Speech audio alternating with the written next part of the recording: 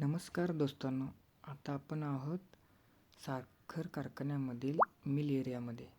या मिल एरियामध्ये जे इलेक्ट्रिकल पॅनल जे आहेत तर त्यांना जो टेम्परेचर मेंटेन करण्यासाठी AC चा फ्लो दिला जातो.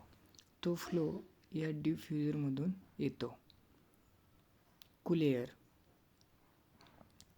येथील जे टेम्परेचर आहे जे हाय होऊ नये, 25च्या वरती किंवा 27-28च्या वरती जाऊ नये यासाठी इथे AC एअर फ्लो दिला जातो. या रूममधील टेम्परेचर या ठिकाणी शो होते, ते आपल्या समोर दिसत आहे 24. या पॅनल रूममधील हे टेम्परेचर शो या ठिकाणी दिसत आहे. आता आपण आलो आहे पॅकेज AC रूममध्ये.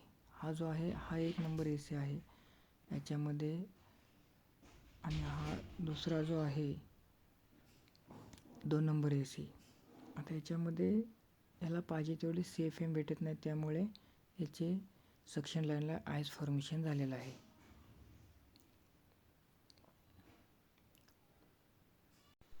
इथे वॉटर कूल्ड कंडेन्सर आहे. वॉटर कूल्ड कंडेन्सरसाठी कूलिंग टॉवरमधून एक चिल्ड सप्लाय लाईन आणि एक रिटर्न सप्लाय लाईन कनेक्शन केलं आहे. हा जो आहे 3 नंबरचा AC आहे. याच्यामध्ये इव्हॅपोरेटर कॉईल लिकेज असल्यामुळे ते चेंज करणे आहे, नवीनसाठी ऑर्डर केलेला आहे. हा जो आहे 4 नंबरचा AC आहे. याच्यामध्ये काहीच प्रॉब्लेम नाही आहे. हा गुड कंडिशनमध्ये हा AC चालत आहे. धन्यवाद मित्रांनो.